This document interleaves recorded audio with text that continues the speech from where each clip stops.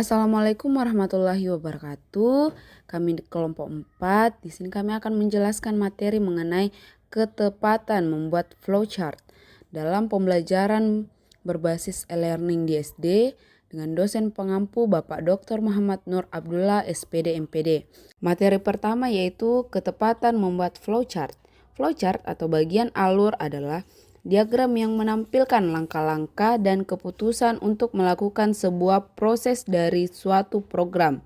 Setiap langkah digambarkan dalam bentuk diagram dan dihubungkan dengan garis atau arah panah. Flowchart berperan penting dalam memutuskan sebuah langkah atau fungsionalitas dari sebuah proyek pembuatan program yang melibatkan banyak orang sekaligus. Selain itu, dengan menggunakan bagan alur, proses dari sebuah program akan lebih jelas, ringkas, dan mengurangi kemungkinan untuk salah penafsiran. Penggunaan flowchart dalam dunia pemrograman juga merupakan cara yang bagus untuk menghubungkan antara kebutuhan teknis dan non-teknis. Yang pertama, fungsi flowchart. Fungsi utama dari flowchart adalah memberi gambaran jalannya sebuah program dari satu proses ke proses lainnya, sehingga alur program menjadi mudah dipahami oleh semua orang. Selain itu, fungsi lain dari flowchart adalah untuk menyederhanakan rangkaian prosedur agar memudahkan pemahaman terhadap informasi tersebut. Yang kedua ada jenis flowchart. Yang pertama, flowchart dokumen, flowchart program, flowchart proses, flowchart skematik, dan yang terakhir flowchart sistem. Yang ketiga ada simbol flowchart. Pada dasarnya simbol-simbol dalam flowchart memiliki arti yang berbeda.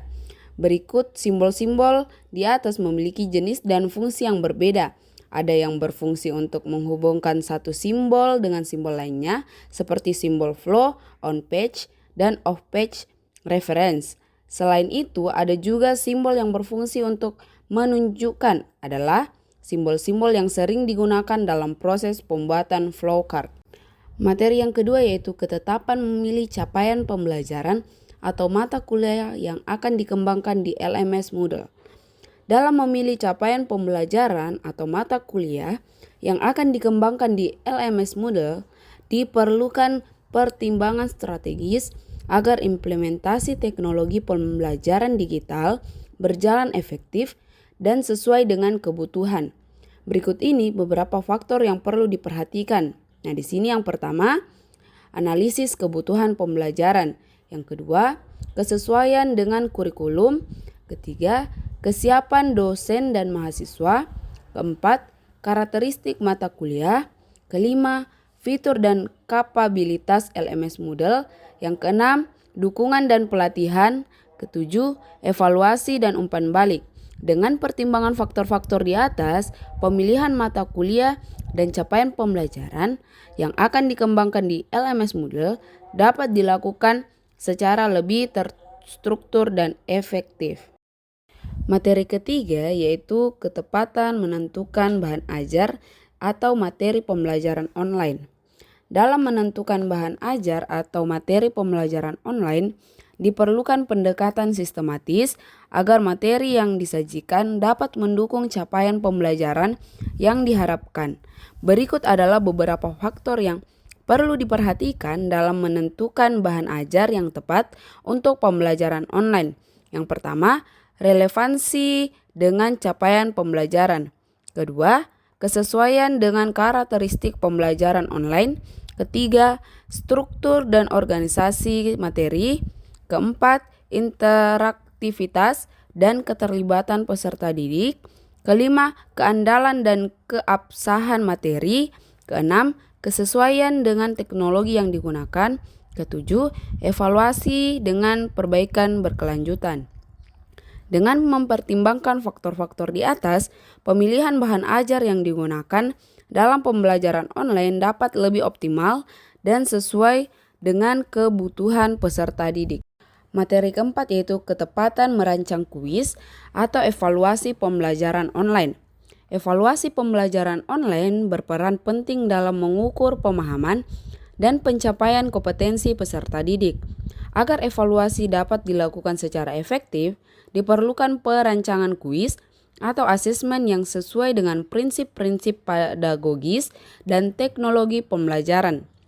Berikut ini adalah beberapa faktor yang perlu diperhatikan dalam merancang kuis dan evaluasi pembelajaran. Yang pertama, menentukan jenis evaluasi. Yang kedua, memilih jenis kuis yang sesuai. Yang ketiga, menyesuaikan format dengan teknologi yang digunakan. Keempat, prinsip kejelasan dan keterbacaan soal. Yang kelima, penyediaan umpan balik dan pembahasan jawaban. Yang keenam, keamanan dan kejujuran. Dan yang terakhir, evaluasi dan penyempurnaan soal.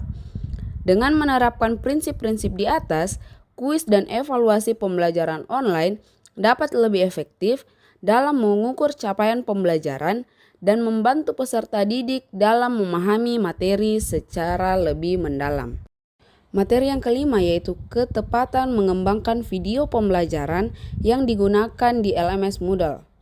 Mengembangkan video pembelajaran yang efektif untuk digunakan dalam Learning Management System atau LMS seperti Moodle memerlukan perhatian khusus terhadap beberapa aspek penting. Berikut adalah panduan untuk memastikan ketepatan dalam pengembangan video pembelajaran. Yang pertama, tujuan pembelajaran yang jelas. Kedua, konten yang relevan dan terstruktur. Ketiga, durasi yang tepat. Keempat, visual dan audio yang berkualitas. Kelima, interaktivitas tambahan elemen interaktif. Yang keenam, aksesibilitas. Yang ketujuh, integrasi dengan Moodle. Adapun sebagai tambahan, berikut adalah video tutorial yang dapat kita tonton untuk memahami cara membuat video interaktif menggunakan plugin H5P di Moodle. Berikut link yang dapat kita akses tertera pada materi. Materi ke-6 ada ketepatan menjelaskan cara menginstal LMS Moodle. Learning Management System atau LMS Moodle adalah platform pembelajaran berbasis open source yang banyak digunakan oleh institusi pendidikan untuk mengelola pembelajaran daring. Instalasi Moodle harus dilakukan dengan langkah yang tepat agar sistem berjalan optimal. Yang pertama itu ada persiapan instalasi Moodle, ada persyaratan server dan unduh Moodle. Kedua ada proses instalasi Moodle, ada install XAMPP, kemudian kita ekstrak Moodle ke direktori server, lanjut buat database untuk Moodle, dan lanjut lagi mulai instalasi Moodle. Yang ketiga ada instalasi Moodle di server berbasis Linux atau Ubuntu atau Debian. Yang pertama itu kita harus update sistem, kemudian install Apache MySQL dan PHP, kemudian unduh dan ekstrak Moodle, terakhir buat database Moodle.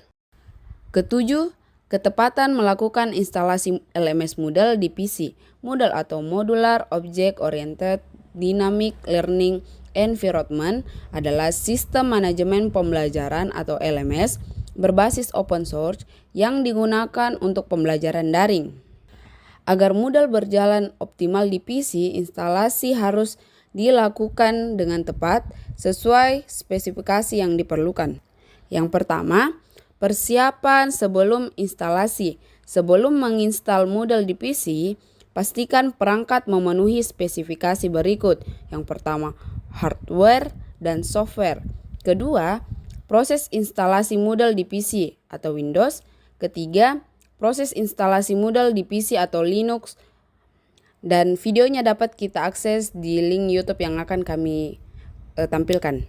Assalamualaikum warahmatullahi wabarakatuh. Kami dari kelompok 4 akan menampilkan cara menggunakan aplikasi Moodle. Pertama-tama kita masuk ke aplikasi Play Store. Selanjutnya kita mendownload aplikasi Moodle.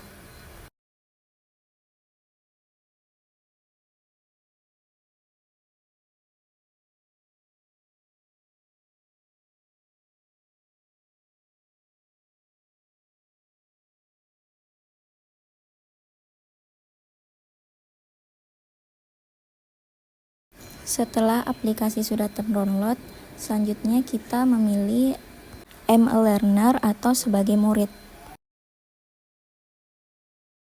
Nah, kemudian kita masukkan alamat web e-learning kita.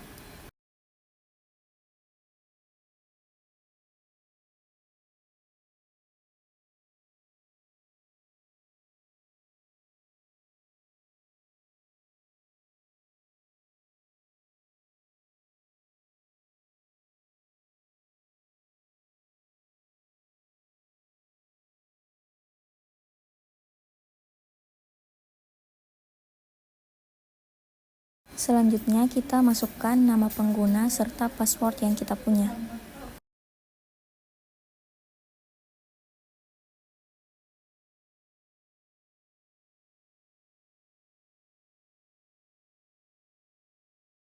Nah, di sini tampilannya sudah muncul beberapa topik pembelajaran.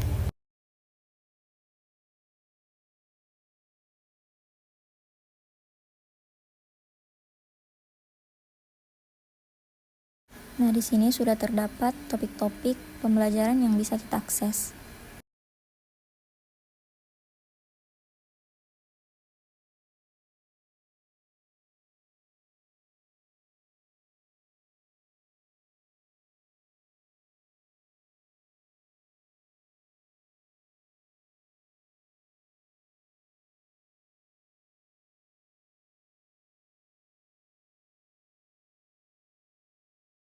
Pada aplikasi Moodle ini, kita juga dapat melihat siapa-siapa yang bergabung dalam forum atau aplikasi Moodle ini.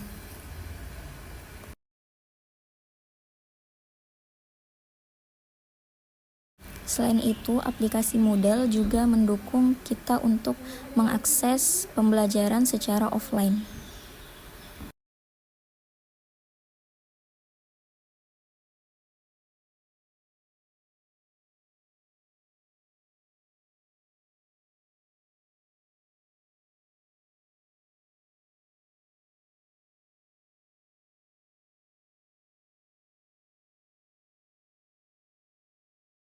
Baik, itulah tadi langkah-langkah cara menggunakan aplikasi Moodle.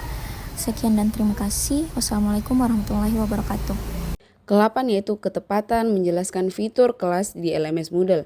Moodle adalah Learning Management System atau LMS yang memungkinkan pendidik mengelola pembelajaran daring dengan berbagai fitur kelas yang mendukung interaksi dan pembelajaran kolaboratif. Ketepatan dalam menjelaskan fitur kelas di Moodle sangat penting agar pengguna dapat memahami dan memanfaatkannya dengan optimal. Yang pertama, ada pengertian fitur kelas di LMS Moodle.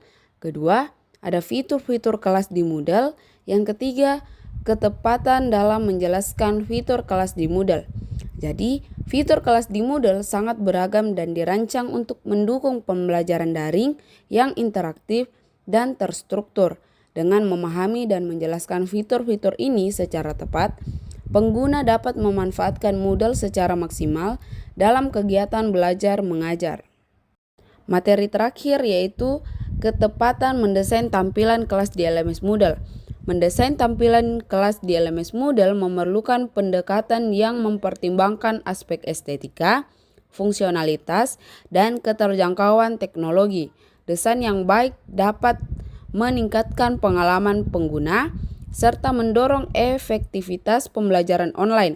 Berikut adalah beberapa ketepatan dalam mendesain tampilan kelas di LMS Moodle. Yang pertama, kesesuaian dengan struktur pembelajaran. Kedua, kemudahan navigasi dan aksesibilitas. Yang ketiga, konsistensi desain dan branding. Keempat, penggunaan elemen visual yang efektif. Kelima, pengorganisasian konten secara interaktif. Yang keenam, peningkatan keterlibatan melalui interaktivitas. Ketujuh, evaluasi dan umpan balik pengguna. Dengan menerapkan prinsip-prinsip di atas, tampilan kelas di LMS Moodle dapat dirancang secara efektif untuk mendukung pengalaman belajar yang lebih baik. Itulah tadi penjelasan materi. Adapun kesimpulannya, pembelajaran berbasis LMS Moodle telah terbukti menjadi solusi yang efektif dalam mendukung proses belajar mengajar di era digital. Penggunaan Moodle memungkinkan pendidik untuk mengelola materi ajar, memberikan tugas, serta melakukan evaluasi pembelajaran secara lebih fleksibel dan terstruktur. Flowchart dalam sistem pembelajaran digital juga berperan penting dalam menyusun alur pembelajaran yang sistematis, sehingga memudahkan guru dalam mengelola kelas daring. Selain itu, pemilihan capaian pembelajaran yang tepat menjadi faktor utama dalam menentukan keberhasilan penerapan LMS Moodle dengan mempertimbangkan kebutuhan siswa serta karakteristik mata pelajaran. Itulah tadi materi yang kami sampaikan. Assalamualaikum warahmatullahi wabarakatuh.